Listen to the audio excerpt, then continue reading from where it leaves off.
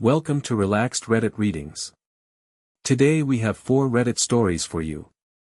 Reddit stories that will make you question everyone's sanity. Story 1. Sister wants to name baby after my sick daughter. So my sister just told me she wants to name her baby after my dying daughter, and I'm losing my mind. Let me explain this mess. My daughter has been seriously ill pretty much since birth.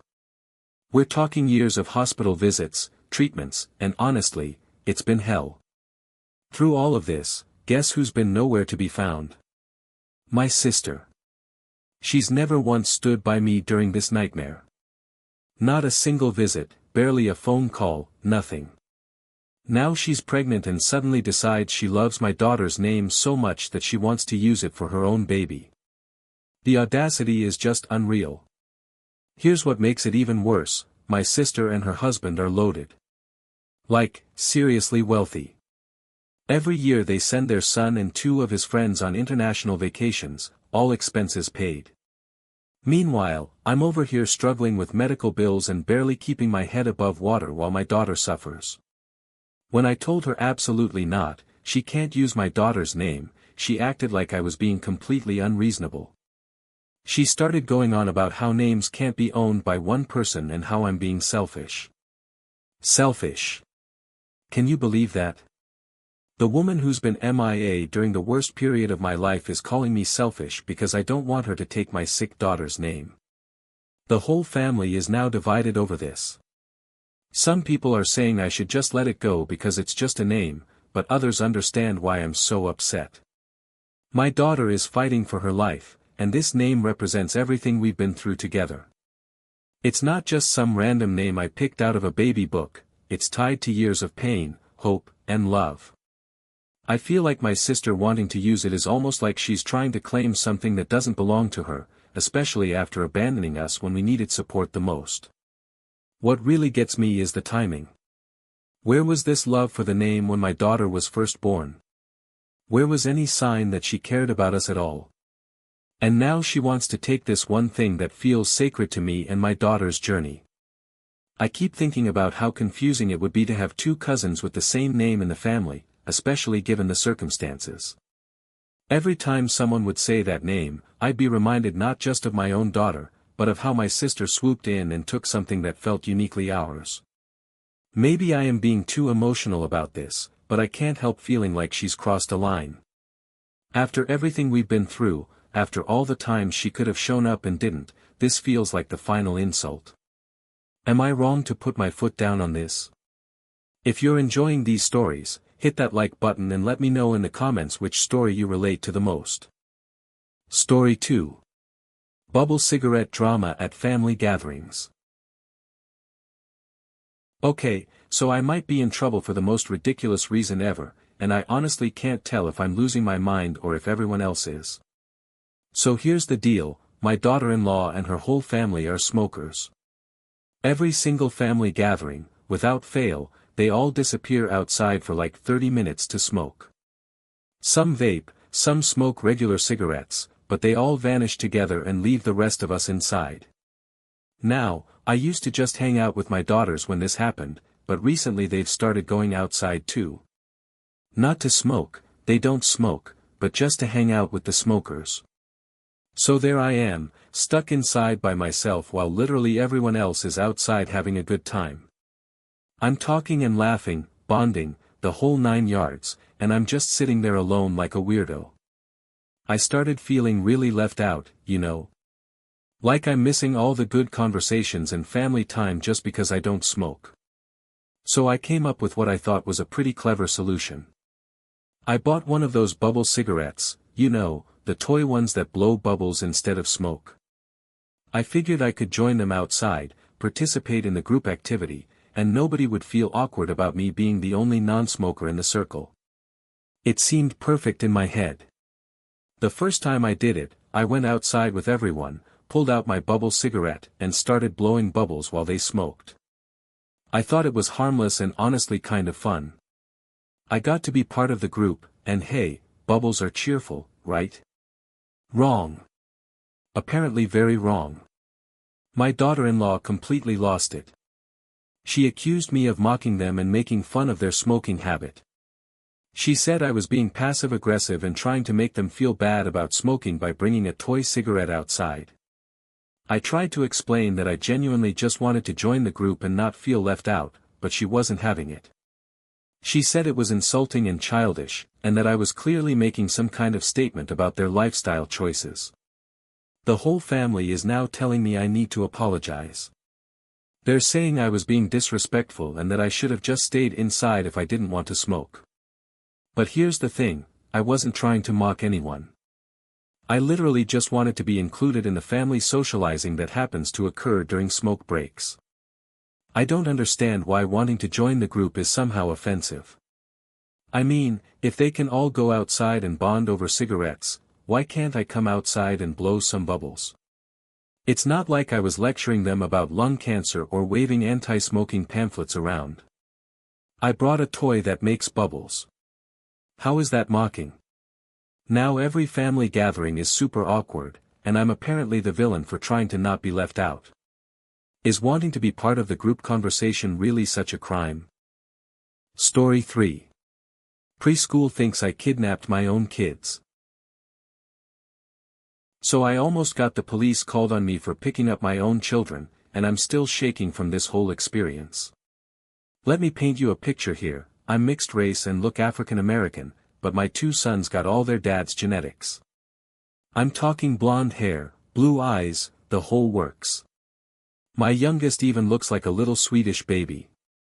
My partner Levi, who's not their biological dad but helps raise them, is also white.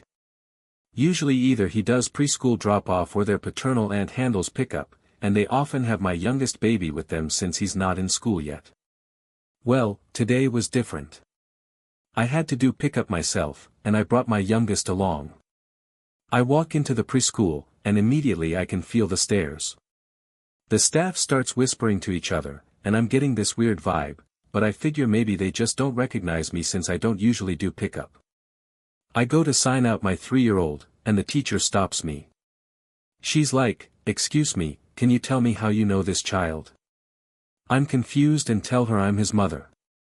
She looks at me like I just claimed I was the Queen of England. Then she asks for ID. Okay, weird, but whatever. I show her my license. She stares at it for way too long, then asks if I have any documentation proving I'm the mother. At this point, I'm starting to get really uncomfortable. Other parents are staring, my son is getting confused about why we can't just leave, and my baby is starting to fuss. I'm trying to stay calm, but I'm asking what kind of documentation she needs. She says birth certificate or custody papers. I'm like, lady, who carries their kid's birth certificate to preschool pickup? This is when I started getting loud. I told her this was absolutely ridiculous and that she was clearly making assumptions based on what my children look like versus what I look like. I pointed out that my partner and their aunt, who are both white, have never once been asked for documentation. The director comes over, and instead of de-escalating, she doubles down. She says they have to be careful about child safety and that they don't recognize me. I'm yelling at this point because I'm frustrated, embarrassed, and honestly scared they're going to call CPS or something. I demanded to know why my white partner never needs to prove he's allowed to pick up kids that aren't even biologically his, but I need a birth certificate to pick up my own son. Finally, another staff member who apparently has seen me before confirms that yes, I am indeed the mother. But the damage was done. My son was upset, other parents witnessed this whole scene, and I felt completely humiliated. The director tried to backtrack and say it was just a misunderstanding, but we all know what really happened here. They saw a black woman trying to pick up white children and immediately assumed something was wrong. What makes me angriest is that my kids had to witness their mother being treated like a potential kidnapper at their own school. Am I overreacting, or was this as messed up as I think it was? Story 4. The Great Coffee Mug Controversy. Alright, so my husband and I are having the most absurd fight ever, and I need someone to tell me if I'm crazy or if this is as ridiculous as I think it is. My husband and I try really hard not to create unnecessary dirty dishes. It's something he specifically cares about and always encourages, being efficient, not wasting water, that kind of thing. Every morning we make steel-cut oatmeal on the stove, and when you make it, this foam develops on top that you have to skim off and throw away. It's just part of the process. For months, I was using a clean bowl to hold this oatmeal foam before throwing it out. Which meant we were literally dirtying a whole bowl just to hold garbage for 2 minutes. It seemed wasteful, especially since my husband's always talking about minimizing dishes. So I had what I thought was a brilliant idea. Every morning, without fail, there's always at least 1 or 2 dirty coffee mugs sitting by the sink from the previous day. They're already dirty, they're going in the dishwasher anyway, so why not use one of them to hold the oatmeal foam? It's perfect, right? I'm not creating an extra dirty dish, I'm being efficient like he always wants, and the mug was going to be washed regardless. I started doing this and felt pretty good about my problem-solving skills. Well, my husband noticed and completely lost his mind. He was disgusted and said it was gross to put food waste in his dirty coffee mug. I tried to explain that it's not like I'm putting it back in the cabinet, it's going straight into the dishwasher with everything else. The mug gets completely sanitized, so what's the problem? But he kept saying it was disgusting and unsanitary.